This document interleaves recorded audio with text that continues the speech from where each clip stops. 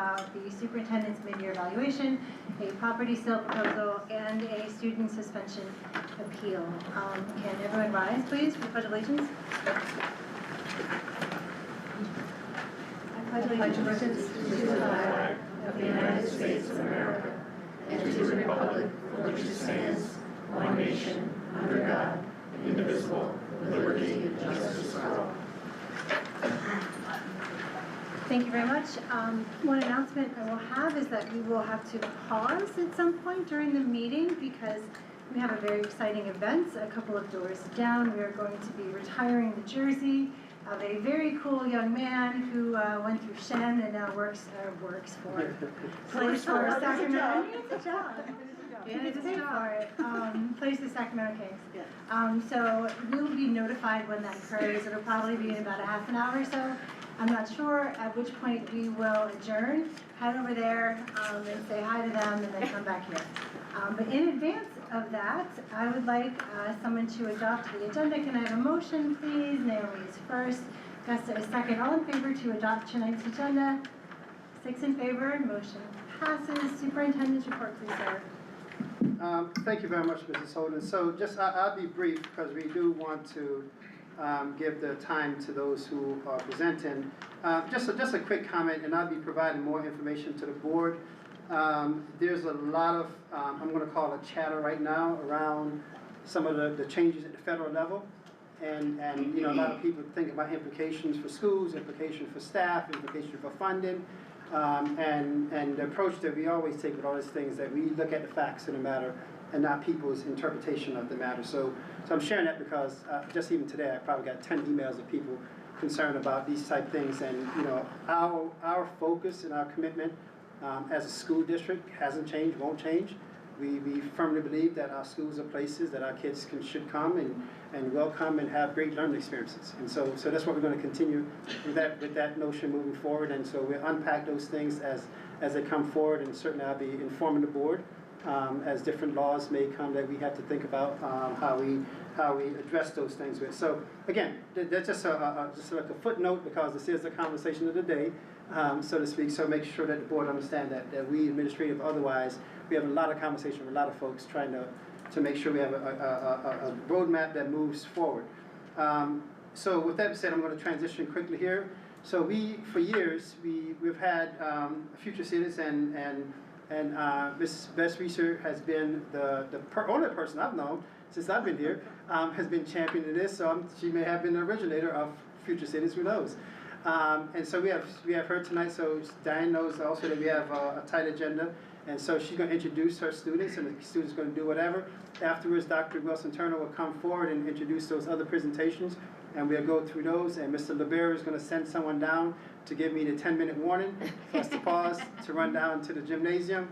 Hopefully the timing is good to do that and come back here. But if we're really efficient, we can be done with the board meeting by 6:45 and go watch the game. I'm not, no pressure, but I'm just saying. Seriously, no pressure. And as usual, I'm going to bring my team up right away. Come on, everybody. This is the Coda Gowana and Acadia team. Come on up, guys. Come on.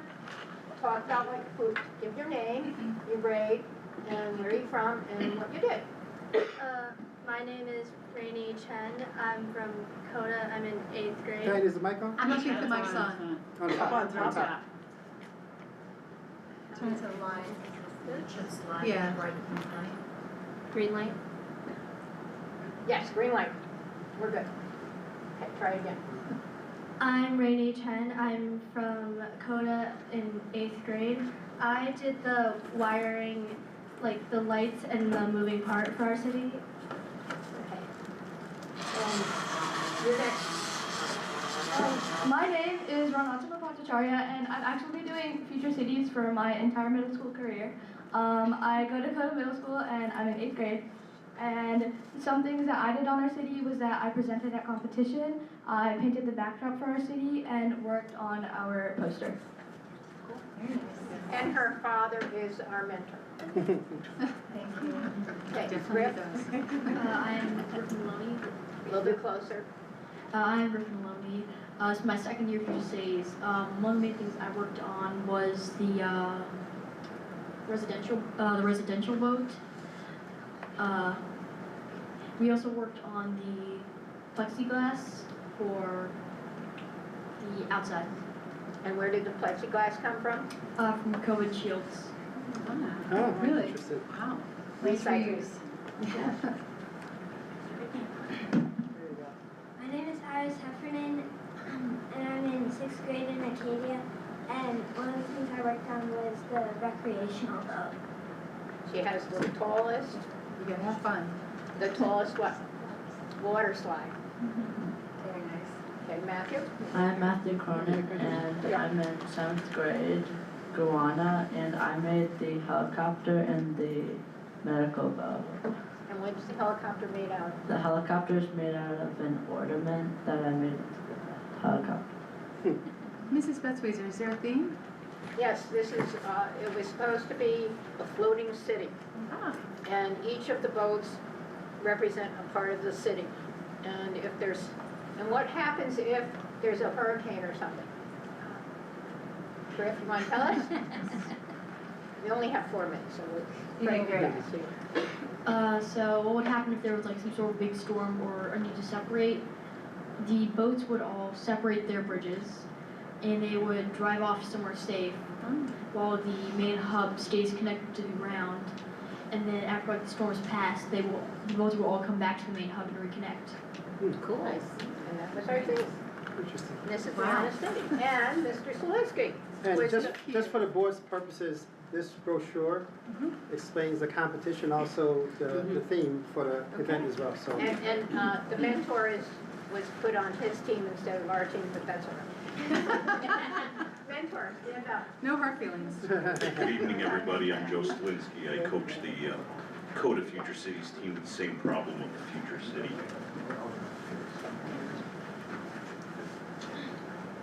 What are your name? So, hi there, my name is Ray, and me and my team, we presented Coda Middle School, and so I helped in writing the essay for our model, planning and building our model, and I helped in gluing the plexiglass around our model.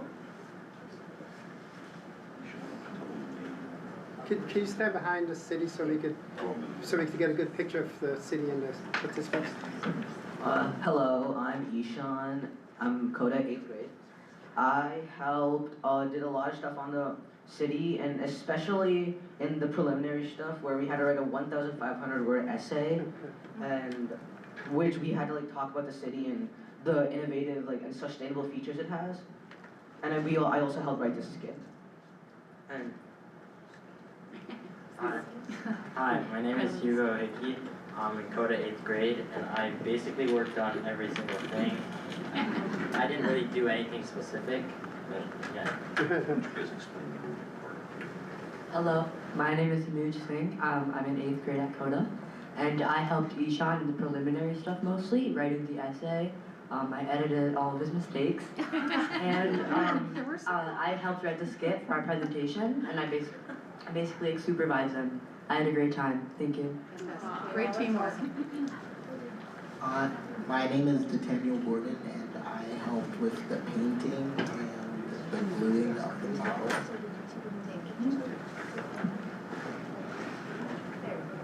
My name is Jace Barnes, and I helped with gluing the model together. Nice job, man.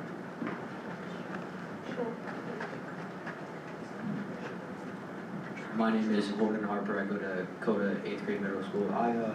I helped supply a lot of tools. I helped cut the plexiglass and drill support beams and for this garage right here, which has a moving car on it. Nice. Very nice. My name is Jacob Jerem. I'm in 8th grade. I'm Coda. I helped to bring all the tools, like the wood glue, the glue down all the houses and stuff. Our moving part is supposed to represent a theater. If you can see, we have a very cool thing playing right now. Oh, I do see it. Okay. Did you create the video? We were just throwing ideas around. We just printed something out. Oh, And the rest of the city is also like supposed to showcase innovation and science and sustainability, like very like incredibly adaptable houses, nature, shipping. Can I get, can I just get everybody, all the, So did the other everybody kids behind leave? it? did the other team leave? They're right there. They have Oh, a they're- concert. No, that's fine, that's fine. Oh, can I just get the, Maybe the Ed rest of them that Griffin? are left? Yeah, Everybody that was It's in mine, that, am guys. I missing these two? Let me get this. no, that's, As soon as she takes a picture, I do have a question. Awesome. What's that? 1, 2, It does, but I think she can get it without. great, thank you. thank you. So just a quick question, it sounded like your team was all CODA, the other team had a mix. Yeah. So it could be a tri-building program or Yeah, no? well, it was listed under tri-building, and we had about 35 people originally show up, so it was too much to manage as a single team. Wow, okay, that's a Yeah, good straighten thing it up now, already. so it doesn't fall off when you pull the wagon. Yeah, Yeah, 'cause Griff Thank used you. to go on. Yes, thank you. And I see that there's some small trophies here too. We won best project plan. Like we had to write about what we were doing, how we are the challenges we faced, and what we were gonna keep doing. Yes. The other awards. Which one was this? Yes. So we won another award. This was excellence in community connectivity, which was I believe it's to show like the social life of the city. We had the best social life out of all the cities. It's important. Nice. Social life is important. awesome, thank you, appreciate it, thank you very much. It's Thank you awesome. guys for all your work. Environmental stewardship. Nice. Ah, very nice, very nice. Okay, you guys would like to leave. Great It was job. wonderful to have you guys here. I have to say, I used to live on a boat, so that is something that people do. Yeah. And it is very economical and very environmentally friendly. And it's fun. And it's fun, and it's also fun. All right, can we move forward and ask Dr. Wilson Turner, please, to come on, have an update on artificial intelligence? All right, so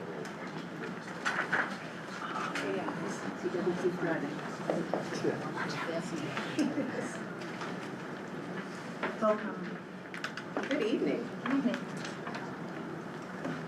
I do love that there's something for everyone at Shen. So tonight I'm going to take 3 presentations first because I think they tie very closely together, and I'll actually close that and then introduce the next set of presentations as well, depending on where our break comes. So tonight, the first 3 that we will look at is an update on artificial intelligence, our new, not draft, program of studies, and a presentation and an update on the work of the Office of Professional Learning. And as we have all come to know, our presentations schedule is very intentionally put together, and this presentation schedule really reflects our conscious effort as a district to really think about what's coming next, and to ensure that we have integrated that thoroughly into our policies, our practices, our procedures, and our systems, so that we are never caught off guard and we are never feeling like there is a seismic shift that is happening. And so these presentations are a great example of how we are planning forward to make sure that we are on the cutting edge in our effort to ensure that there is truly something here for everyone. In the future, we will have a presentation that kind of shows the importance of us thinking in that way. As you well know, our New York State Education Department Blue Ribbon Commission is looking at how graduation measures may shift in the coming years. And as you think through these presentations, keep that in the back of your mind and how it will help poise us for the work that will need to come and allow us to be prepared to effectively do that. So first up will be the artificial intelligence presentation, and I will open that. But I am joined today by some of our incredible instructional coaches and technology teachers. We have Ms. Vanessa Kramer. Hi, everyone. And Mr. John Golden, instructional technologist. I always try to call him a coach. And we also have Amanda Larkin, who is unable to be here with us this evening. The 3 of them have worked tirelessly as a part of the planning committee for the AI ad hoc committee, which you'll see come up on this first slide, and have been my partners in making sure, see, I told you, watch out for me driving. I see that Oliver owes $20.50. Get on that, sir. closed it right up. The three of them have been my partners in this work. So we have come together as an AI ad hoc committee under the direction of Dr. Robinson last year and really worked through a framework that we talked the board through last year. However, it is the work that they are doing on the ground each and every day with our teachers and with our staff and our students to ensure that our AI practices actually move forward through our district. So I apologize for clicking us out. It's okay. Just at the top of memory. I can, but then you won't have a pretty list. So the first slide is a list of our AI ad hoc committee members. And that list has grown since last year when we gave our presentation. We were able to add some building leaders to that committee and give a different perspective and flavor to what we discuss and how those implications are playing out on the ground. And just in case you're wondering where the voice of teachers are in this conversation, we bring our AI conversation for teachers to our District Instructional Technology Integration Committee, DIDIC, to ensure that they are able to weigh in on those practices as well.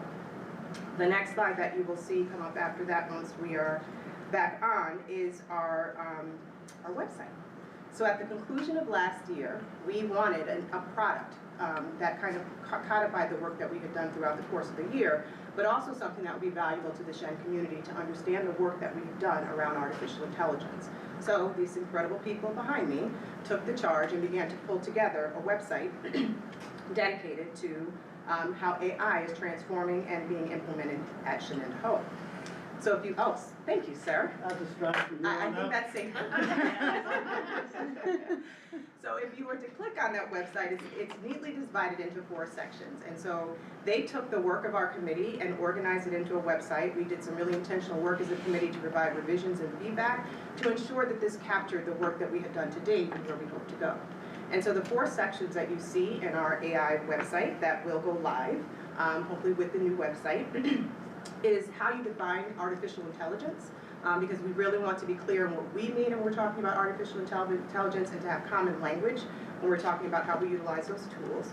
Then you'll see the framework that we utilize to shape the work of the committee and the work that we're doing here at Shen, which is inclusive of policies that already exist that talk about our guidelines and our practices on how we live and operate safely, effectively, and efficiently in a digital world. The next session is our artificial intelligence vision.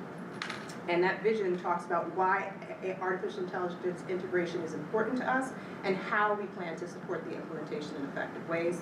And lastly, which happens to be my favorite part for some reason, is the frequently asked questions section, right? Because people ask questions all the time. It's really great to go to a place and have consistent answers in the same way, especially in something that's evolving so much as AI is. So when you have a moment, you can click into this presentation and see that, and when our website goes live, this will go live as well, and we'll be able to access it and update it so folks are able to. Is that what it's called, so somebody goes to the website and then looks It's for our, it? right now it's on our Shen Instructional Technology page, and this will be the page, under that page where this goes. Okay, so it is on. It's not there yet. It It's hasn't not gone there live yet. yet. It's not forward facing. Correct. It is there though, okay. Yep, but you can click in and check it out. We'll also link resources and materials here, as well as the presentations that we've done for the Board of Education, so that becomes a one-stop shop for the work that we've done for artificial intelligence for Shenendehowa. So I'm going to turn our presentation over to our instructional coach and instructional technologist, but we're going to start with the Shen Learning Framework. And you may remember that Vanessa did a wonderful job last year really showing us how curriculum assessment and instruction is impacted and has potential to be impacted by artificial intelligence in very positive ways. And the only thing I'll say before she comes up to take us through this, we've taken a lens as an artificial intelligence committee to apply this concept of author versus editor. So there are components of artificial intelligence where we author, right? We author the prompts, we author how we enter information into artificial intelligence, but then what we get back, we are responsible for being the editors of. And that's the theme that we're trying to teach with our teachers and with our students, that it's not just a plug and play and you're done. There's work to be done on both ends of the artificial intelligence work that we do to ensure that we're producing quality products that are representative of the teaching and learning that we want to do here at Shenendehowa. So I will turn it over to Ms. Kramer. Thank you. I love seeing the Shen Learning Framework up on the stage because I was part of the team that helped craft that. But as we looked at AI last year, we really looked at it through the Shen Learning Framework lens. How is it affecting the student experience? How is it impacting the curriculum our teachers and administrators are writing? How is it transforming instruction in our classroom? And how can it have an impact on our assessments. So you can go to the next slide. At the PD team, we tried to make a 3-tiered professional development map so that we could start tracking who was receiving the professional development to make sure all stakeholders, K through 12, were given it. The first class is a 101 level, which is just an introduction of AI in education and its potential to be transformative in teaching and learning. Our 200 level class is teaching the teachers how to use the platform we purchased, Magic School, how to use it in their practice, how it can help them write lesson plans, how it can help them write assessments. So basically using AI to help in their craft. And selfishly, I'm the teacher who always wants to be working with the kids and really getting to their needs first. So if some of the managerial part of the job can be done by AI, how can I lead teachers to what is a good use of their time with productivity? And the final class is a 300 level class, which we're targeting towards teachers on how to use it with our students. How does this look in a math classroom? How does it look like English, social studies, science? And what are we expecting the students to do and what are we expecting them not to do? If you've dabbled in the AI world at all, you need to learn how to prompt it. You need to know how to analyze it, develop good questions, and that's what our job is as a PD team, to help the teachers help themselves, but also to help our students. So as Vanessa and Dr. Wilson-Turner already said, Magic School is the platform we chose. We chose it because the ad hoc committee and Dr. Robinson wanted a very measured approach to how we implement AI, and Magic School did that the best for us at the time. It's been literally, I just realized that a year since we adopted Magic School. It was last January, so that's how new a product we're talking about. But it gave us the best of 3 things. One, it uses multiple AI tools from Google, from ChatGPT, from Claude, all in one tool. So we get the best of 3 different companies in one company. So we're getting the best AI for the tool that the teacher wants to use. The other reason why is it's scaffolded. So if you don't write the perfect prompt, it's not as important because you answer questions and it compiles those together to prompt the AI to give you the answer. So it makes it a little bit easier to use. And I really can't see the third one over there, and this wasn't originally my slide. Teachers' control of students. Oversight of student use. Yeah, the teachers have complete control over how the students use it. Not only will they get to see all of the stuff the students do in there, it literally keeps the whole entire chat conversation, but they pick which tools the students get to use, when they get to use them, and how they get to use them. They can even be customized, so. I'm just curious, does it save, so when the student signs in, does it save their history for the student? It does now. When we first started using Magic School with students last May, it was anonymous, like the kids would sign in with a name. Oh, interesting. And very few teachers were using it at that point, because literally it was the middle to end of May that the tool came out. In June, obviously, is a lot of exams and stuff like that, so we didn't get much use. But yes, now we have, with IMS, set it up so that they have to sign in, and it does keep all of that stuff, which is very nice. So what you see here is an example of some of the different student rooms that teachers have created. Oh no, I'm sorry, these are the teacher tools that Vanessa spoke to earlier. The lesson planner, the report card comments tool, writing feedback. There are over 80 different tools that Magic School provides for teachers. My favorite is the professional email, because I tend to not capitalize and punctuate everything and do it really quickly with email, and it can make me sound so much smarter than I am, so. Just to let you know, these are the top 4 that our teachers are using in our district right now. Yeah, we get complete metrics on everything, so we know how many tools, what tools are being used, what percentage of the time they're being used, broken down by building and everything, so it's really nice in that aspect. Can I ask a question? Sure. Do you see trends like, certain grades are using it more often than others? It's coming up, but yes, there's definitely trends emerging. We got a huge bump at the end of the second trimester last year with the report card comments, because teachers were using it to come up with new report card comments. And I'll just do one trend, because I know we're in a time, sorry. High school teachers are using it for their own teacher use. Middle school teachers are using it more for student use. Just interesting. And obviously I don't need the mic because I'm standing all the way over here. So as we said, teachers can create rooms where they put different student tools. There's over 60+ student tools, and the teachers can customize them so that students can't put things that are too far off topic in there also. And so what you have on the screen here are those examples I was speaking of earlier, where teachers have created rooms where students can experience different things that they can't experience now. For instance, if we go to the next slide real quick, I'm trying to keep it more concise. You'll see that in that bottom left-hand diagram, that big red section is the character chatbot. So our teachers are able to create literary or historic figures as characters that the students can have conversations with, that obviously William Shakespeare, as I found out the other day, has been dead for over 500 years. That's not a guest author we can bring in. And so now the students get the opportunity to ask him questions about his different plays and tragedies, right? We've had since last May, right? May to now, 93,000 student generations in the AI tools that are run by Shen teachers.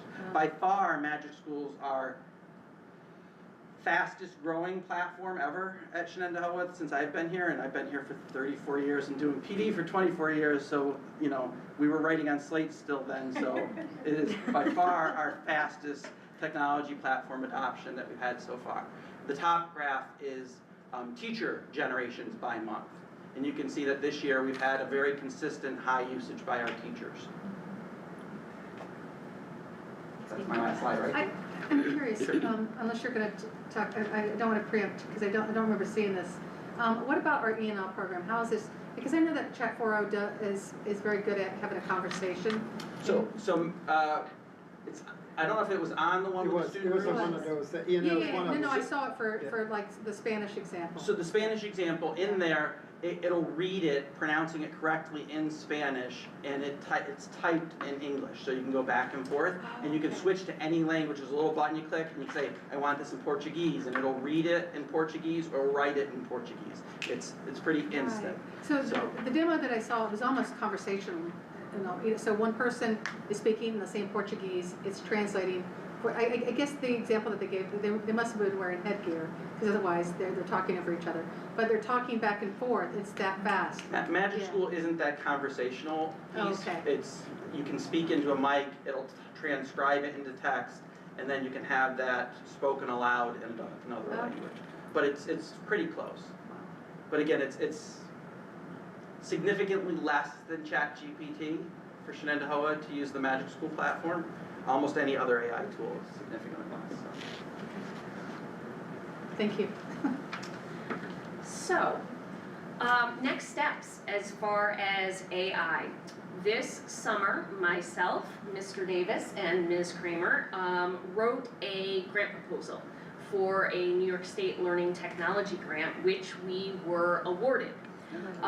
It is a competitive 3-year grant to support technology initiatives across the state. The grant was set to begin January 1st of 2025. We know we're getting it. We haven't actually gotten the funding yet, but it's coming.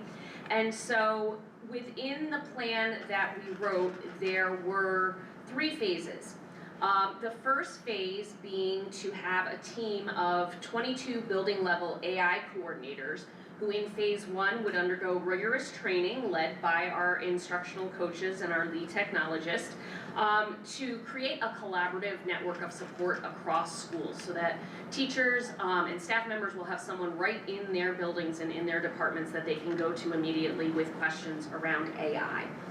Phase 2 would focus on scaling out that AI integration and having those AI coordinators begin offering diverse training opportunities, including workshops, online modules, and one-on-one support.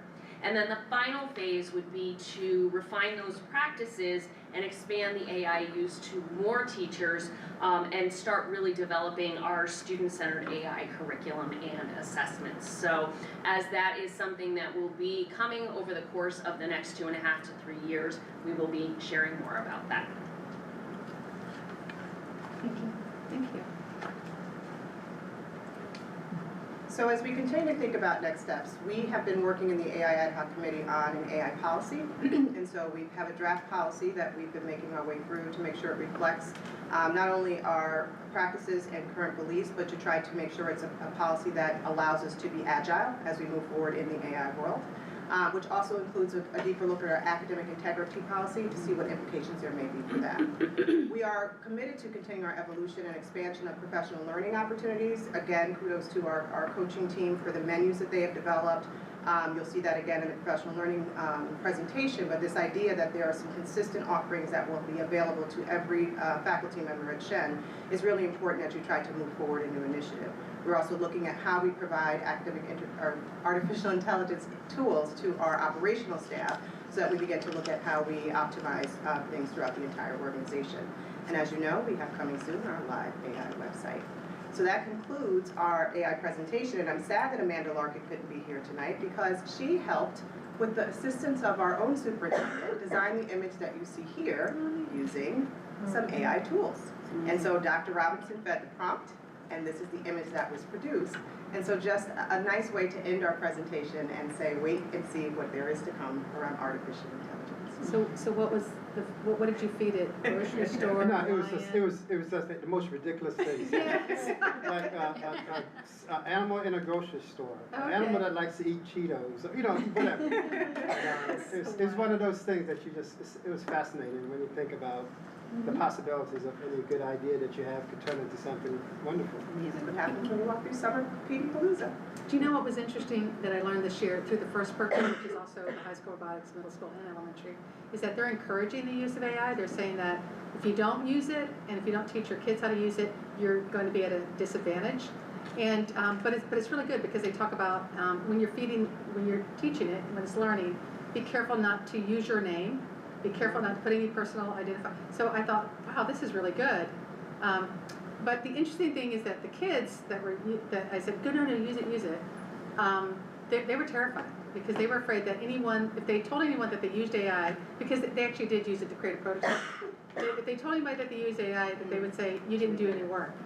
And I said, no, you're feeding it all the particulars that it needs to build your model. And once the model's built, you say, nope, I don't want that, change that, I said, so it's legit, it's okay.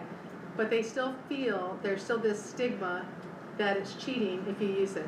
So it's a tool to enhance learning, and I want to give a lot of credit. We're very deliberate in how we rolled out the student AI tools. As John mentioned, it didn't happen until May. And we created a training for teachers as to how they rolled out to students. There's a message that's built into the platform to students as to how to use the tools. So just really being really thoughtful about this is a new place we're forging into and making sure that we're supporting in that way. So now I welcome up Mr. Davis to take us through our new high school program of studies that is already in full use by our high school students who are planning their schedules this year. Can I have the mouse? You sure you? I think I got it. I'm sure. I think so. No pressure. Matt Clark's better than me. Yes, you do. All right. Good evening. Really excited to share our new program of studies website with you. I just want to start by saying it was very much a team effort to develop this. Actually got the idea to do this from Lisa Kissinger. We were working on a project and we looked at another school's program of studies and I got a little jealous and said, no, this is our next project. Turning our program of studies from a static Google Doc that really could only be updated once a year because it was printed into a really dynamic and engaging experience for students and families. So I'm going to go through the website and show you three distinct features of the site that I think that students, counselors, and families have really found very beneficial. And if we have time, we'll watch one of our new videos, but if we have to cut early to go to the presentation in the gym, we'll skip that. So this is the homepage of the program of studies. It looks very similar to what we had previously. But we do have a list of new courses for the 25-26 school year that can be found here, and any changes. So anything that's gone through IPAC in the last year will be highlighted here on the homepage so that students and families are aware of that. The second feature I want to show you are the new career roadmaps. So as we've added electives and college and the high school courses over the last several years, we've really diversified our course offerings in many of our departments.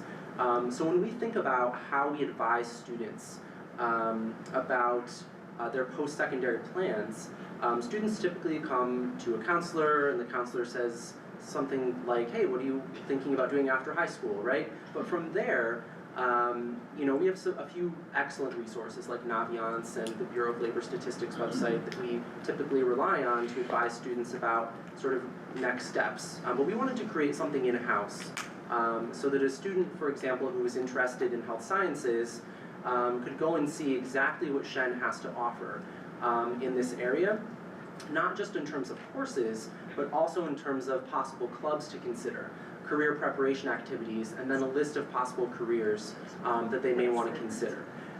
So we offer all the courses listed here, but we intentionally are saying to students, these are options and possibilities for you. If you are interested in health sciences, you do not need to take every single course on this list. If you took even one of them, it's going to put you at an advantage over someone who has not taken one of these courses in terms of preparation for college and career. We also think that we want to make sure that our students are well-rounded, involved in extracurricular activities, volunteer opportunities, part-time jobs. So we've highlighted these aspects of the high school experience here. All these different clubs that might relate to the health sciences, career preparation activities, volunteer opportunities, and of course a list of possible careers, which is lengthy but not exhaustive by any means. So we currently have career roadmaps for 10 distinct popular areas: architecture, business, communications, computer science, so on and so forth. And we're going to be adding career roadmaps in various areas over the next several years, because certainly this, again, is not an exhaustive list, right? So we looked at our most popular career clusters and kind of started from there, but we'll be looking to expand these out as a useful tool for students as well. So next, I'll highlight one of our department pages. So when we built this site, I really wanted to make sure that the experience was engaging and again, dynamic for students. So instead of just the traditional, these are all the courses that are required, we still have that. Progressions document, we still have that. We've also added videos. Thanks, Matt. Yep. You read my mind. So we've also added videos for several courses. So we have about 15 videos in here right now. And we're looking to add additional videos every summer for the next several years, with an eventual goal of most of our courses having a video associated with them. And Dr. Robinson, do we have time? We have about 3 minutes, Matt. 3 minutes. We will not show the video. But at some point, if you want to go in here and look at these, we have videos for all levels of physics and for a number of other courses. And the videos just do a great job of diving deeper into, why would a student want to take this class? What are some of the really unique aspects of it? Some examples of student work, things along those lines. How did you get to the videos? How did you get to the videos? Can you go back? So yeah, scroll down. If you scroll down to the bottom of it, it's at the bottom. The videos are under the department. Because I'm on the science. So the science videos are all at the bottom. Yep, so it's physics and environmental science has the videos, but every department is a little bit different. Okay. So some departments don't have any videos yet, some have several. Science just happens to have several. And these are the teachers that did them? Yep, so teachers were paid over the summer to create these videos, and they typically started during the school year taking shots of students engaged in academic work in their classrooms, and then finished them up over the summer. That's great. So the last aspect of this is the essential information. So we took a lot of what was in the previous program of studies and updated it, but also added some key new pages. So we're highlighting our seal of biliteracy, seal of civic readiness, our Shen CTE pathways, which I will highlight. So many people don't know, Shen has 4 approved CTE pathways that students don't need to go to BOCES to achieve. They can stay right here at Shen and earn a credential in child and family studies, business management, transportation systems, and building sciences. So we really want to make sure students are aware of those. And the final thing I will say is we've also created a page to highlight all of our college credit opportunities, which doesn't want to load. So here we're providing students with information about obviously all the courses we offer, but also how much they cost, scholarships that are available, And this is a rather lengthy list at this point. We have over 50 college credit bearing courses at the high school. So all the scholarships are now on here? Really exciting. So information about scholarships can be found. This one of the links. Yep, there's a link here that talks about scholarship opportunities for every partner college that we offer. Matt, this is incredible. Yeah. Thank It you is. so It's much for really your hard work. Yeah, well, I would just say huge team effort. Kelly Barclay created the site, academic administrators contributed to it. It's very exciting to have it rolled out, and it'll be updated frequently throughout the year. Just one quick Wonderful. question. Thank you. On the skills trade that was over under, was it career roadmaps? CTE, Do you plan to link it to the BOCES one? Because it looks like, We those have sort a- of partner each other. We have a page for that. So BOCES has its own page with every single BOCES program that's offered, as well as a video for all of those programs. Okay, thank you so much. We are going to take a short recess at 6:42 p.m. to Thank you. go give somebody a shirt. So we're gonna go to the back door, go down the hallway, so we can go into the back door of the gym. Take your pocketbooks with you, I wouldn't. Jackets, Pocketbooks. purses.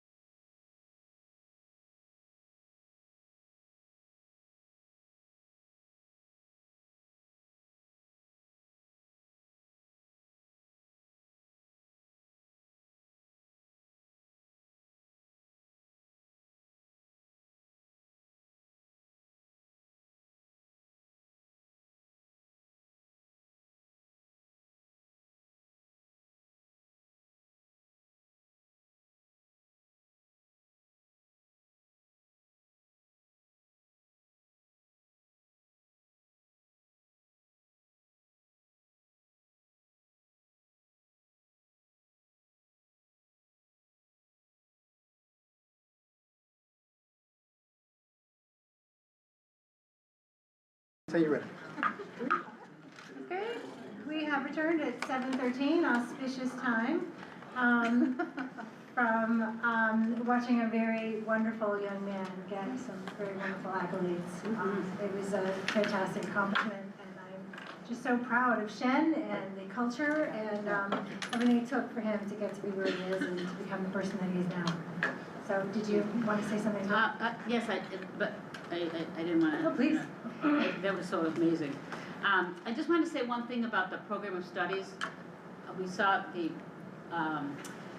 those videos they mentioned, you know, some of the videos, and they're amazing.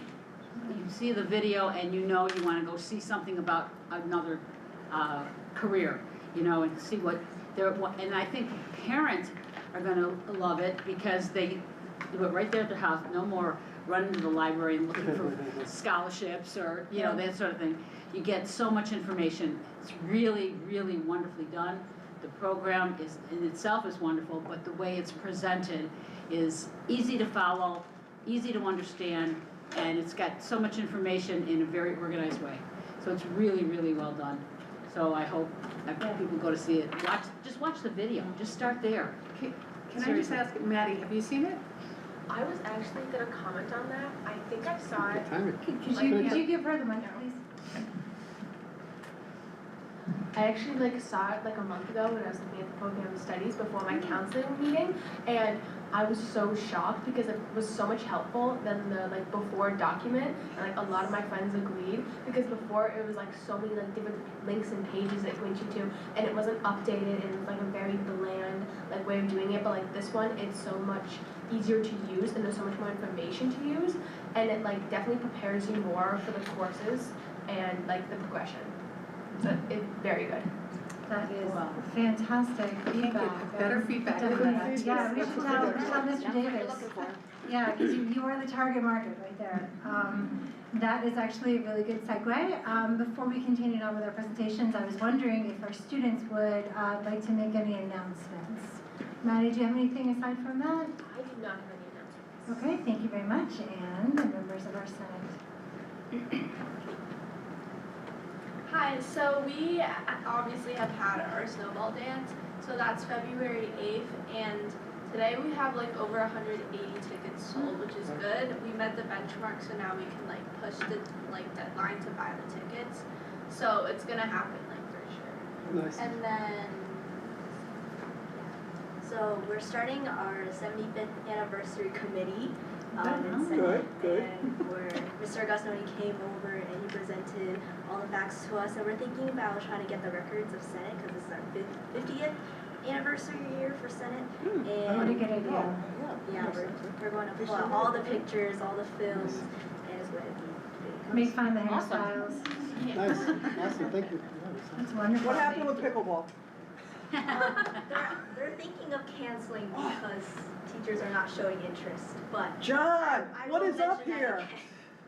Where's Sean Bullington? I'll be in the West Gym Friday from 3:30 to 6. With Deanna. I will say that my daughter bought the tickets for snowball just today, and the process was so smooth. It was so smart to use your student code to be able to get in, and then another code to be able to get somebody from outside of the district to purchase a ticket. So the whole thing was really just excellently well done, very, very simple, and I was really impressed. So good job with that. Thank you. Anything else before we begin back with the presentations? Excellent. Okay, so next up is the overview of the new district's website. Are we doing that? Nope. Professional. Oh, sorry. So next up is our Director of It's on video already, so I assume we've done her. Sorry about that. Professional Learning, Vicki Wild with our Professional Learning team. And so you've seen some of our instructional coaches already, and I'll be back for more. We have some new coaches we brought on board, and I'm not going to steal the thunder of them introducing themselves and sharing what great work that they were doing for us. Vicki, do you want to drive? Yes. Thank you.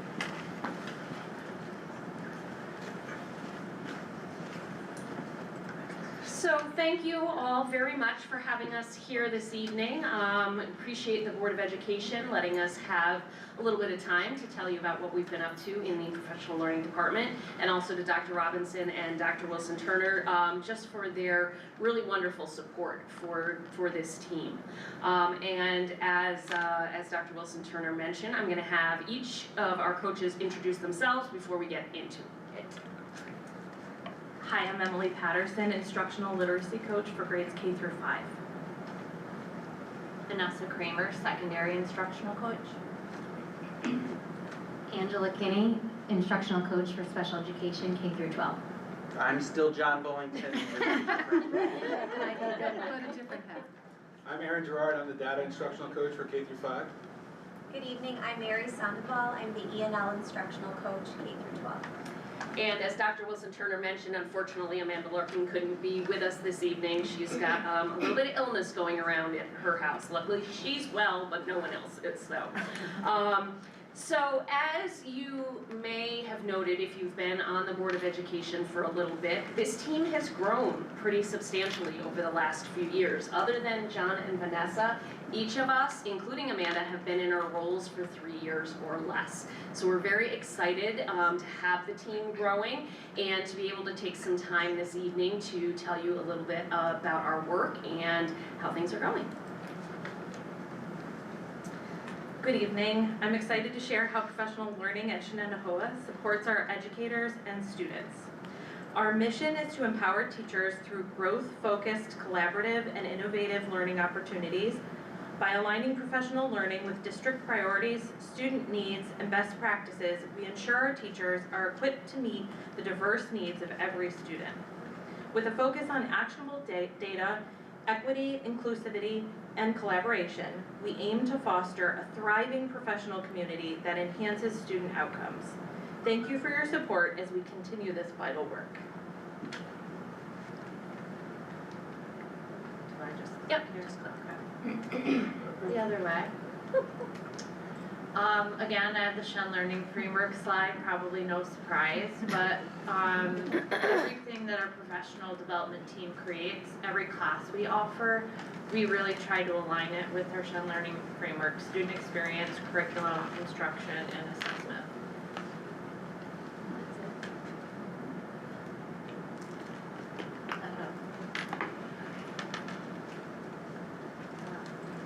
When planning professional learning, we take a thoughtful, data-driven approach to support teacher growth and student success. Our focus areas include district goals, aligning professional development with our goals to achieve academic and instructional excellence, state standards, ensuring practices are current, rigorous, and meet educational requirements. We also, Vicki gets to look at our APPR data and is able to use that data analysis to identify the teacher's needs and tailor professional development. We look at staff surveys, gathering input from leadership, teachers, and support staff to prioritize meaningful leadership opportunities. And we also look at emerging trends, incorporating innovative strategies like AI to enhance teaching practices. This approach ensures professional learning to intentionally responsive and effective for educators and students. Thank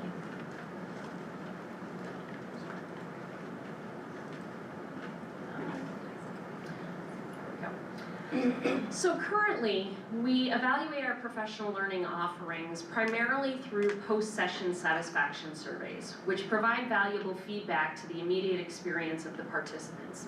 However, we recognize the need to move beyond satisfaction and to begin measuring the impact of these sessions on teacher practice. Our goal is to establish systems that allow us to track changes in instructional strategies and eventually connect those changes to measurable improvements in student outcomes. This work is essential to ensuring that our professional learning not only engages teachers, but also drives meaningful growth in our classrooms. So this word cloud is an example of some of the diverse professional learning opportunities that we offer here at Shen that are directly aligned with our district goals. Topics such as the Shen Learning Framework, multilingual learners, differentiated instruction, culturally responsive teaching, special education, and grading for equity reflect our commitment to fostering inclusive, effective, and equitable teaching practices that support the success of all of our students. Can I ask Vicki a quick question? Like with the last slide, other was 26.3%, that was a giant chunk. But I could tell that your cutoff was 1.3. So how many categories is lumped in that other? That one is really dependent per year, so that comes from our needs assessment survey that the Professional Learning Committee gives every year, and that other can cover anything that teachers add in as a fill in the blank. So from year to year, that could be any number of topics. Okay. It's just the biggest category, so Yes. that's why I was curious. Yeah, okay, thank you. I'd like to highlight some of the professional learning opportunities at Shen in the past year. We've offered 113 hours of professional learning, not only led by our team, but by Shen employees across various departments, emphasizing collaboration and shared experience. Our new teacher induction meetings totaled more than 78 hours, focused on participant-driven topics based on feedback to address specific needs. A highlight from our summer professional learning was our PD Palooza, a full-day event offering 19 sessions with participation from over 60 staff members. And these targeted efforts reflect our commitment to supporting educators and enhancing student success.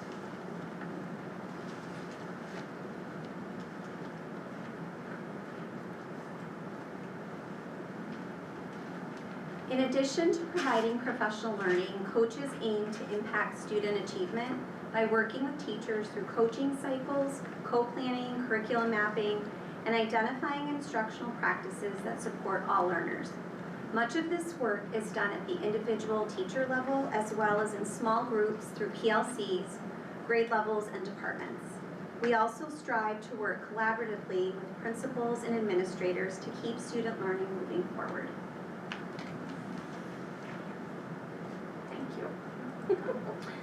Sorry. That's okay. I'm gonna let you go back. Okay, so on the very last slide, we wanted to take a second, not only to say thank you from all of us, but to acknowledge down there in the middle of the bottom row, Kathy Sim. She is the secretary for our department. She's the backbone of keeping all of us organized, making sure that the SIL is available to different groups that need to use it, and to promoting our professional learning offerings out to the Shen community. So we wanted to make sure to acknowledge her. Does anyone have any questions for us? Do you have teachers actually do some of the professional development? Do they like offer to teach? Yes, Also? as a matter of fact, so last Friday was a K-8 superintendent's conference day, and we had probably over 80 sessions. We had over 80 sessions, but probably over a dozen of them were offered by faculty members themselves to teach their colleagues. And I'm really, you said something about, taking the data of them using the materials, and how do you find the response from the teachers who take the courses and bringing it into the classroom and feeling like they have it and they can do it? That's very interesting because that is something that we want to work on getting better at collecting that data. But even just looking at the responses from last Friday, we made it an open-ended survey and an anonymous survey so that we really got true feedback. And there were so many comments about, I learned something today that I'm going to use in my classroom on Monday. So I do feel like a lot of times they take away skills right then and there. But the wonderful thing about having this group of folks is that after every session, they're giving out their contact information, and anyone who has any kind of question can reach out via email, call them on their extension, and get immediate support. Excellent, thank you. Thank you so All much. right, thanks so much. And I love the t-shirts. Yes. Good, because some of us felt we were underdressed. But we get it, They're we get it. team Yes. shirts. They're fantastic. I'm just Thank you. disappointed that Vicki You wanna go didn't back to the wear podium? hers. I'm kidding. I thought about it, but I did wear it on Friday. Let's take on the board. I know what I'm good at. Too much responsibility. But while you do that, I'll just say that those presentations, I think it's obvious where the Shen Learning Framework comes in, but I hope it's equally obvious where you can see the background work that happens to make sure that our goals as a district are being actualized, right? You see how we are trying to be fiscally responsible by taking on a learning technology grant that will help us get better at artificial intelligence and have sustainable practices that get shared with the field. You see how we're shaping our organizational culture by our commitment to making sure our staff are prepared to teach the students that are in front of them and consistently working towards improving our personnel and professionalism through the efforts of our Office of Professional Learning. So the commitment of this board and our superintendent to ensure that we have coaches on the ground, professional learning opportunities that allow us to continue to grow is significant to advancing that objective. So thank you for allowing me those words. And so now we'll move on to the next bank of presentations. And so we'll have Ms. Kelly Barclay, who will give us an overview of where we are with our website, as well as the communications model, the branding document that she has created to ensure that all of our Shen communications, presentations, all look uniform and fantastic. So I'll turn it over to Kelly. Thank you. So before Kelly starts, I think I was confused looking at that document, so I'm looking, I mean, I might have some questions. When I went through the branding and everything, is that just for our edification? Is that for our awareness? Are we asked to do something? No, you're not I was asked to do very anything. confused on that whole thing. Yeah. So, Okay, I'm trying to turn my camera on. Can you all hear me? Not well. not well. We can turn you up. We can't turn you up. Didn't we have this That's one it, you're before? No, it should be, yes. That, See? This is why we paid you. Okay. Nope. So, Nope. Oh, no.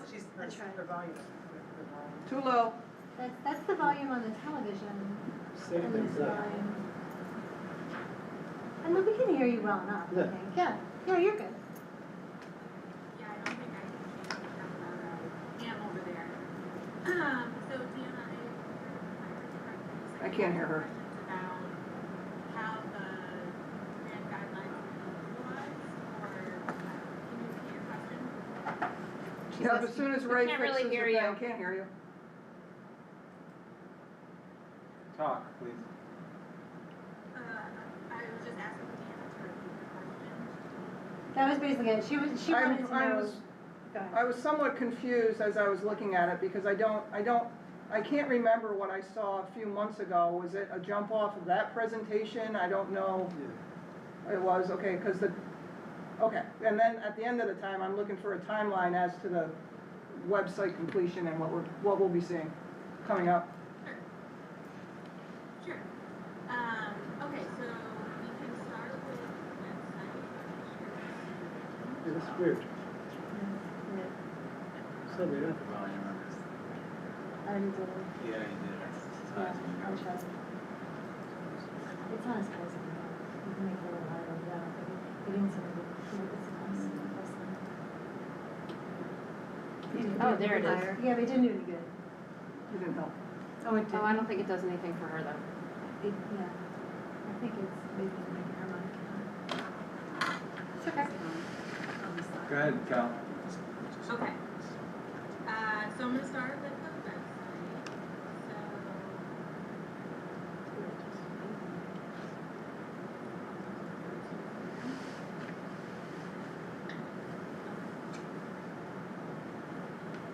Can you all see this? Yes. Well, we're looking at the agenda, we're not, is that what you want us to look at?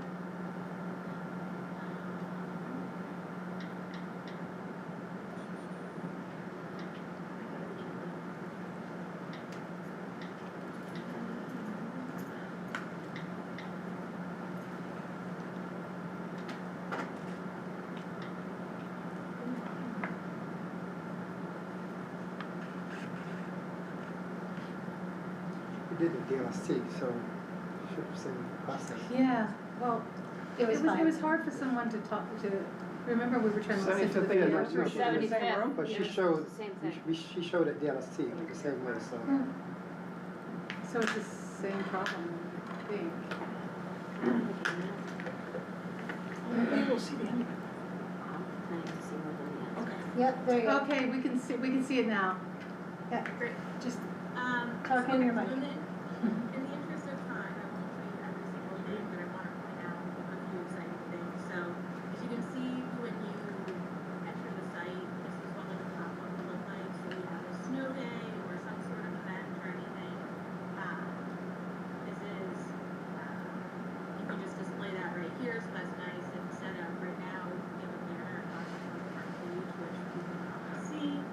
This makes it so that people have to see whatever it is the announcement that you want. So then you go to the new site, and you can see like here you have the drop down, which makes them a lot cleaner. Eventually we'll incorporate videos into these banners here.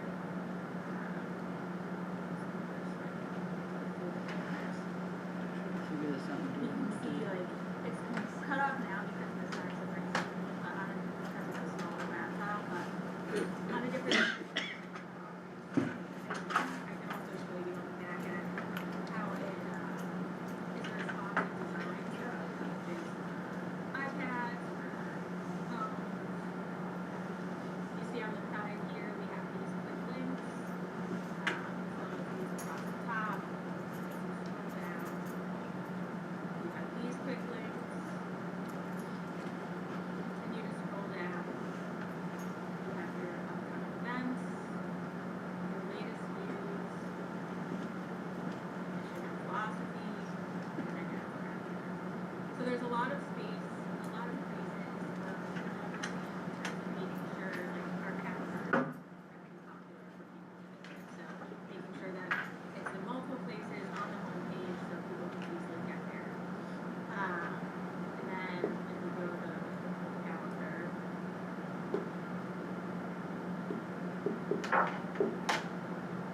here you can search the calendar, be able to add all the different calendars. So say you have a student at Wikipedia and you want to see the district calendar. You can add all three and be able to see all of those one calendar, which is a really nice feature. And then maybe another example, so let's see if you go to departments. The other side was better. Other side. One of the things you asked about was timeline. So over the next probably week and a half to 2 weeks, I'll be holding office hours. So the different schools and the different departments will come and meet transportation. Great. Good talk. Just hold this up if you don't mind. Thanks. They'll be able to come meet with me, and we'll make any changes in real time to their page. So we'll do that over the next week and a half to 2 weeks. The other piece that we are still waiting on is data integration. So that's our staff directory. So that's getting all of the data from our systems to automatically, because right now it's a manual process to update the staff directory. So each time there's a change, I would have to go in. Otherwise, BOCES only gives us 2 updates a year. So we send a large file, and otherwise it's up to me to kind of keep it up to date. You can imagine with how often people schools and things like that, that it's incredibly difficult to keep up to date. So the nice part about this site is once we get our data integrated, it'll every night automatically update based on our system. So Sarah's team is just working on some data cleanup right now. So once they're done with that, I think they told me hopefully by the end of this week, we'll get data integration done with Finalsite, and then that piece will be done. So the goal based on data integration and meeting with the different schools and departments is about 10 weeks. In terms of like Finalsite and their goal for, or not goal, but their Finalsite on their end can launch us as soon as February 10th. So if we're done earlier, great. If we need the full 2 weeks, then we'll do that. February 10th of this year? after even bringing in all the, you just said you wanted to bring in all, other opinions of others, you're gonna do that within all that time and get all that feedback? Yeah, because I'm gonna make changes to their site in real time. So the opinions aren't necessarily gonna, we're not gonna change the design of the site, this is the design we chose and all of that. It's, they say, oh, I'd rather this here. So, for example, I met with transportation last week, we spent an hour and a half looking at their site, removed the things that they no longer felt were relevant. I already went through and removed a lot of outdated things from all the different pages, but Belinda came in, removed the things that felt like weren't relevant. Then we kind of moved things around, added different links, got it looking the way that she felt happy with. And it took an hour and a half. So that's my plan, is to, like I said, kind of hold office hours, and it is gonna be something where, the majority of my time for the next 2 weeks is gonna be trying to bring this over the finish line. It's a massive project.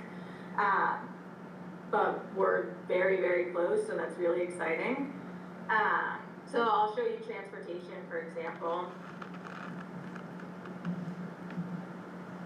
So this is something that they wanted, each page can have its own custom pop-up. So with the need for bus drivers, you have a we're hiring pop-up on the transportation page. And you go down here, it's just a clean, simple design. Cleaned it all up. We still have all the necessary information, but we also try to make it so you're not scrolling as much, remove things that weren't necessary, all of that. Should be one of our people. Is that one of our videos? Yes, yeah. He just didn't look like us. Okay, can I see the front page again? Do you mind? Yeah.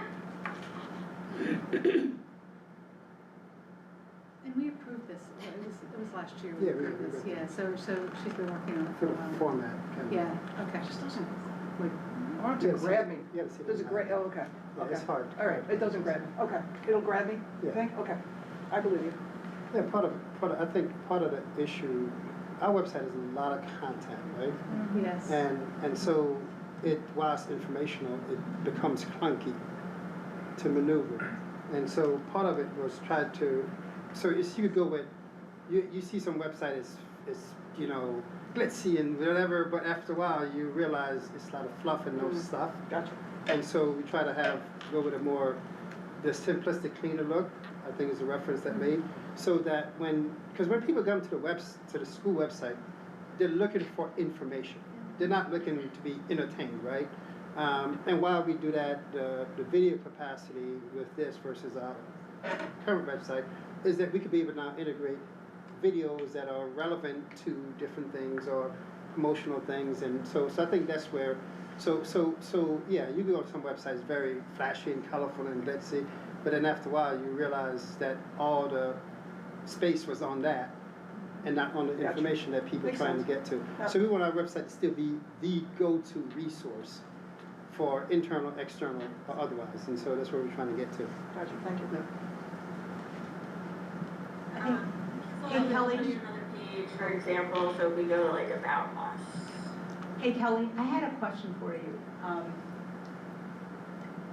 Are we, and you may not have the answer to this, but I was just wondering, are we gonna do a soft launch for the site so that it's, we have a certain number of, it's on production, people can access it, but it's not, the weight of the entire district on the site before it launches officially. I was just wondering, I work in software, so we always do that, and you see these examples of when sometimes a site, when you start getting a lot of people on there, and all of a sudden, things pop up and things happen that you didn't expect. It's just part of software development. I just was wondering offhand if we're doing that or not. Yeah, that's a good question. My plan, I've done a website redesign before at a previous workplace, and one of the things that worked really well was soft launching to staff first, because they also kind of find the bugs, you know, like you say, try and, not necessarily try and break it, but, you know, find what's not working, or, you know, whatever it may be. So I do agree with you. I think a soft launch is a good thing, and, you know, we can internally communicate about how long we want to do that for and what that looks like. But yes, I did intend that it would sort of be soft launch to staff first, and then to the broader community. Because I agree with you, you don't always necessarily know how it will unfold, even with all the preparation. Thank you for answering that. Yeah. So again, you can just see this kind of simple design. We still have all of our links. It's nice, we have sort of these nice call to action buttons that we can add in different places. It's a really dynamic site, and the back end of it, so that's another massive part of this project is, here, I'll kind of give you an idea of what like the back end looks like, so you can see like here's Acadian Middle School. But as you're working on this, you're learning, I've been learning a whole system of, all of these things are there are skills that you need to learn to do all of these changes and everything. So that has been a huge part of this as well. So I have gone through all the hours of training except for one, and that last hour will happen after data integration. And they'll be going over with me how, essentially how to assign different information to the staff members that have been integrated. But I won't go too far in the weeds with that. So that's how things are looking and how they're shaping up. So we're getting really close, which is very, very exciting. Any questions about website before I move on to brand guide? So, so what I'm looking at right now is the back end, as in the Acadia Middle School principal would be able to update this site, and then it would populate onto the live site. Is that, when it happens, is that automatic, or does that happen like once an evening? Or can they like push data immediately? How does that work? So in terms of updates, yes, again, a really nice part about this site is that other people will have the ability to update it. And so there will be some training involved in that, whether it be principal secretaries that want to be the ones that do that. I'll have kind of each school decide who their designated people are, and we'll go through some. But essentially what will happen, which is a really nice feature, is if there is an update, certain things that they'll just be able to update in real time. But if there's an update to, so like their calendar, for example, that's not something that needs to be reviewed. They can update their calendar, push it out, it'll happen in real time. If they're making some sort of substantial change to the site, I would get a notification saying this change has been done, approve it. So then all I would need to do is look at that update, say approved, and that's it. That's good. That's actually really nice. Yeah, that's good. Yeah. Thank you very much.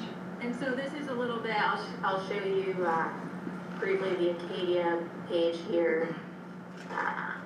Poor Ray's arm's gonna fall off, just so you know. I don't think she realized. Oh, okay, I'm sorry, Ray. She can't see It's gonna have like a really bulky, muscular. So this is like an example of what one of the school sites will look like, and the things that I'll meet with the schools that they can customize is, you know, what do they want on these tabs over here? You know, stuff. Like Katie might want library, someone else might want announcements or whatever it may be. So those are the things that I'll work with them in real time to kind of change. Same with what goes down here. These will kind of be whatever they put on their calendar, whatever they put for their news updates, and then you have, you know, their mission. So yeah, it's nice that each school will be able to have kind of a site that is, some things will have to be on there, but it's nice that they have some ability to customize it to their school as well. Nice. I like that a lot. Kelly, have you done anything with the boards section? Mm-hmm. Just wondering. Yeah. Oh yeah. Who are you gonna meet with so we can take a look? Yeah. I mean, if you guys Actually, wanna really good point. designate a point person, absolutely. Yeah, I would like to take a look, because I'm curious to see what's on there, so, yeah. Well, I'm Yeah. definitely, and I will care about the foundation, because Yeah, I gotta get in there. So this time I can't be messing around with that. I gotta be able to get in and figure it out. Okay, so you can see here,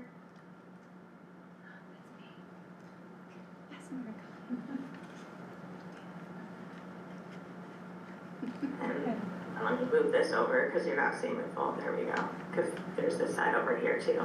And again, like I just think this looks really nice with these nice call to action buttons. yeah, that's cool. It's, you know, it's just you know, a simpler look to it, you know, and then you have meetings, the board's policy manual, you have all this, all the content that needs to be on there. It's on there, but just in a cleaner way. Nice. Thank you. Yes. Yeah. All right, are we ready to go to brand guide? Yeah. Although I feel like if the brand guide is just showing us information about what third parties are going to be using, or is it? More internal stuff. Internal stuff, And yeah. some third party. Yeah, okay. Yeah, it's more informational for the board. Yeah, we can just go through it real quickly, but I think we have an understanding of, you know, where you're going with it. Yeah, so it's for internal use. We have, you know, we have had some instances of people creating things or using different things that aren't aligned with our brand, and most organizations should have and do have brand guidelines that tell you the fonts that you should be using, the colors that you should be using, how to use the logos, etc. So that's just what this is for a staff member to take it, look at it, or if someone was asking us, hey, can we see your brand guide, because they were gonna create some sort of graphic for us or whatever it may be, this is an essential thing to have that we didn't have already. So again, our colors, it includes also the different codes for those colors, so if you needed to send it to a designer that was creating something graphically, you could just send this page to them and say, these are our codes, like this is, you know, what we needed. Really provides an ease to make sure that everything is unified with our brand. Our main fonts and our secondary fonts.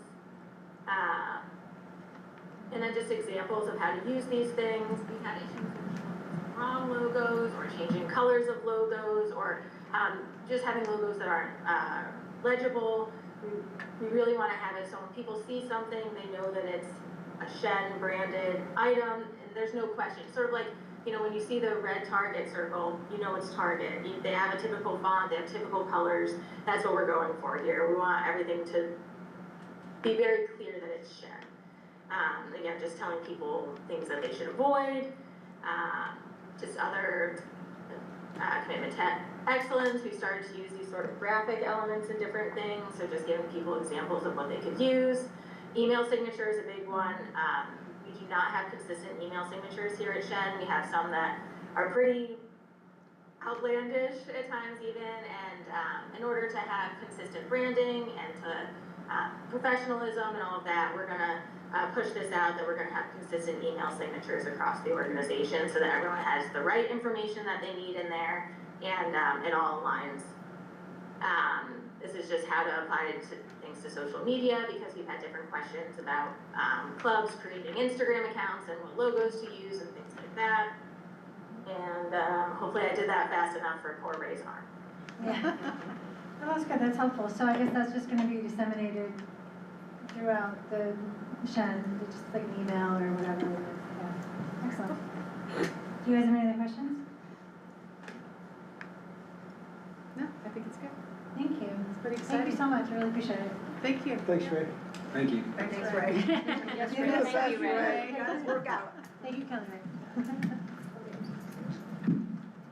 Thank you very much for that, your indulgence with our MacGyverish way of doing that. That was a So, great innovation you did. you know, I tried. I know, I'm jealous. I'm over here like, oh. This from like camping too much and have to make stuff up in the middle of the woods when you have no shelter in the rain. So thank you. So I appreciate the board indulgence on that as well. And then the last piece, an important piece, because I'm sure that many people watching the board meeting tonight are logged into the board agenda because they want to see the draft school calendar. So Mrs. Carmen's just gonna go through and highlight some of the things that I think people wanna hear about. Sure. So with our 25-26 school calendar that we are proposing and putting forth tonight in draft format, I want to point out a few things here, that the holidays, the Thanksgiving holiday, we're looking at November 26th through November 28th, which is actually the day before Thanksgiving we would have off. Winter recess would be December 24th through January 2nd. February recess is the 16th through the 20th, and spring recess is the 3rd through the 10th. Pretty standard in regards to those specific times of the year and weeks that we have those breaks. A couple things that I want to know in regards to that is the lunar holiday for this school year, or next school year, 25-26, falls during February break, so we won't have Lunar New Year off because it's within the break already.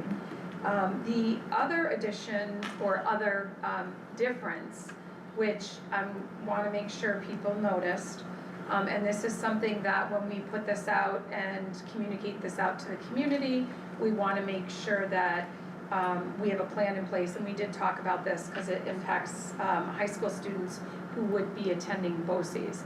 March 20th is our superintendent's conference day, which means students do not attend, but BOCES is open that day. They are actually off on the 18th. So therefore, one of the things that we are doing and working with Belinda and her staff is we actually are going to transport students who go to BOCES on that day, so they do not miss a day of BOCES. Can I ask sort of the obvious question, why didn't we do ours on the 18th? Or is there Because it's a tough staffing day to keep people here when we have stuff in the middle of the week. We have had some middle of the week and we run between student attendance, staff attendance. BOCES is doing it on the 18th because they have Skills USA. So a lot of the kids at BOCES are going to be in that Skills USA thing, so that's why BOCES is using that for staff day. Because they're going to be gone anyway. Yeah, exactly, so that's the reason why. Actually, I think the Skills USA president is a Shen student. No. Yeah, the Shen student. Yeah, so that's the only reason why. So, yeah, so we're trying to maximize people being present and then giving the best of both worlds by having the BOCES kids not miss. That's great. Yeah. So again, doing something a little bit different, but also making sure that we provide an opportunity for those students to attend that are in that program on that day. So Belinda will provide transportation that day for students going down, because typically students would not be attending that day. So graduation is the 26th next year, so it's a day. So I'm getting there. Yep, getting there. We're getting there. So grade 3 testing confirmed. We have June 9th and 10th, our special regions testing days next year. And that too is also going to be something that I'm sure the high school will be communicating out specifically, because high school students will not be in attendance those 2 days because of the amount of tests that we're offering in the space that we need to be able to offer those tests. We need to make sure we don't have students in the building for the integrity of the testing program. So, that will be a change, something different, but we will work through that from a communication standpoint. And then as you can see, 25th is the last day of school, where 26th is graduation next year. This is the first time the calendar doesn't apply to me as a parent next year. Right. Oh, buddy, it's all right. But it does, as a board member. So before Becky leaves, in case there are questions, there's two things I just want to point out. A big difference is between, say, for instance, BOCES calendar. We do the Yom Kippur or Rosh Hashanah, depends on which one falls. So we do Yom Kippur, so BOCES calendar doesn't have that on there. So the reason I'm saying, because a lot of times people say, why is it different from the BOCES calendar? Well, that's one of the differences. The second one is contractually, our folks get off Good Friday. And so Good Friday is off, and it's been, so ironically, I think most years, spring break has been aligned with Good Friday. So that's where the difference is. So, And conversely, BOCES is taking these two, so it's up to, they have two things that we're not doing, we have two things they're not doing, and so with both calendars have 186 days, and so that's why the difference is. So that February break is still in there. Will you Yeah. ever see that will go away at some point? One, it's a huge contractual piece, because it would add 5 additional days to the school year. Would it be 4 because of? Well, I mean, it President's depends on Day? how it falls out. Okay. And so long and short of it, Not at this point. no, I don't think it's tough. How do the high school kids have enough days if they're missing those 2? Well, it counts as region states, so they count for high school accountability for those days. Oh, really? Because they Yeah. might be in for a Yeah, test. so they might be in there taking the test. Yeah. Okay, so, yeah, because my kid was out last week, Yeah. right, but that counts for. Yeah, exactly, yeah. I didn't know that, okay. Yeah, and Rating so, day counts. you know, we'll see in the future, probably 3 years out, I think a lot of this is gonna be different, because if the state move away from Regents exams, which is probably 5 years out, to be honest with you, before we actually see a lot of this changing. And then kind of go to your question then, if that changes, how does it change other things within the calendar? Especially if statewide or otherwise people keep adding more holidays, mandated holidays. After a while, you're gonna like, okay, where do we put all these days, right? Right, so would rating day go away? I don't know, that's what I'm saying, be honest with you, I Because don't know. the rating day sort of anchors you where graduation But, is. no, rating days are associated with regions. Yeah. So if regions go away, it does, Right. and then quite frankly, that's what I say, it's probably 5 years out before it really start impacting calendars. Because all these things have to phase, should I say, more important, all those things have to phase in. And typically, the phase in, they start with a cohort to say, the incoming class of 2030 gonna start this new battery of tests, so they run parallel systems, right? So it's kind of, because you don't want to have kid midway and all of a sudden you change everything, and it's like, okay, how do I satisfy something I wasn't prepared for, right? So more like it's going to be a phase in of that, which means a phase out of this. So I just got a question asked of me recently, and this is just good timing, and it had to do with whenever we don't use all of our snow days. Do we have that in policy? No, I don't think we do. So we do have language around that in contracts. Contracts, okay. Correct. Yeah. And So- what is that language? So basically, if we don't use a certain amount of snow days, if we didn't use no snow day, the Friday before Memorial Day weekend is off. But that's the only one. Yeah, and so we wait till, so it'll be that the 23rd in this case, the Memorial Weekend is the 25th. I'm sorry, 22nd, yes. 22nd. Yeah, so, and that decision not made till, quite frankly, we Get used through to, the winter. yeah, because sometimes we've had snow in mid-April. Yeah. And- So that begs the other side of it, what if we have more than 3 snow days? Because it's 3, right? So the minimum, so it's two sides of the equation, right? There's not, this is contractual pieces, not necessarily policy pieces. Statewide though, minimally we have to have 180 days. Right. So if we have a massive, I don't even want to talk about it, 'cause I Well, want what to jinx happened in myself. Boston a few years back. Some years ago, we had that massive snowstorm that, and ironically, most of it happened over the weekend. And we only lost like 2 days when everything was pretty much paralyzed for like 5 or 7 days because of how the storm happened. So whenever, and I use Buffalo for example, Buffalo, the recent 90-some, whatever. When those things happen, 1 or 2 things happen.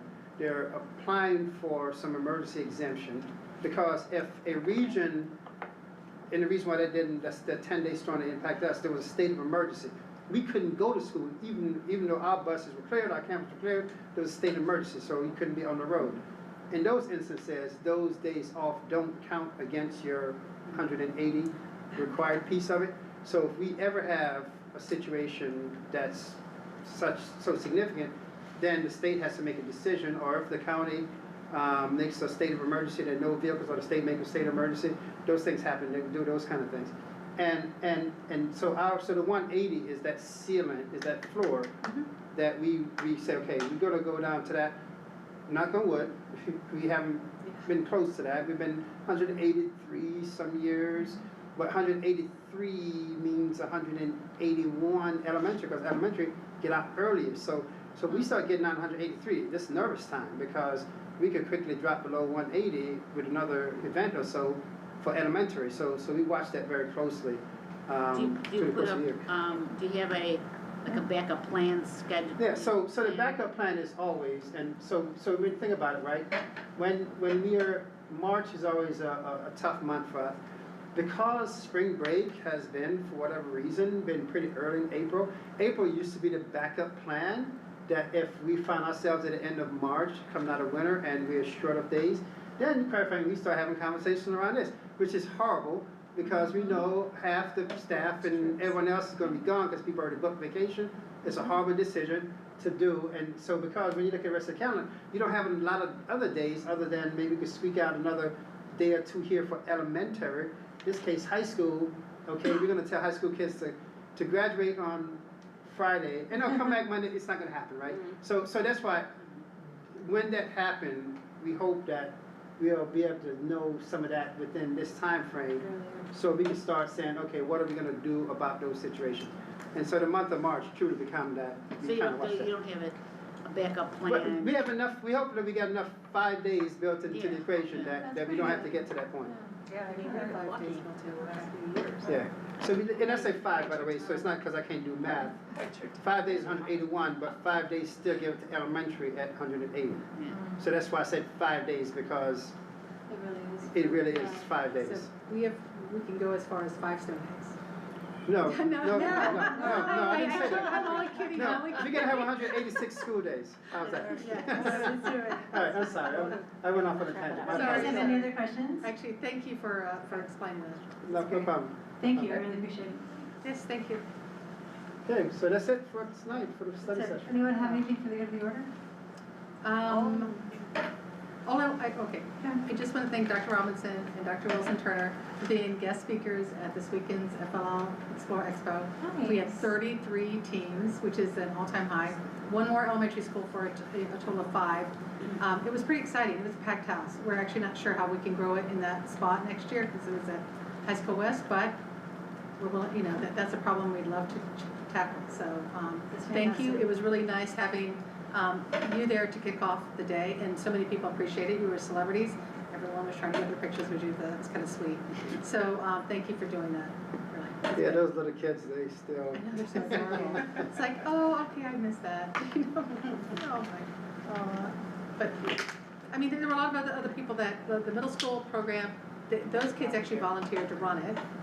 We had Kat Norton and her amazing team that keeps coming back every year. She doesn't have any middle or elementary schoolers, but she comes back to run that. She did start running it when she had children in elementary school. So she's very experienced, just really super solid, and I could not do it without her.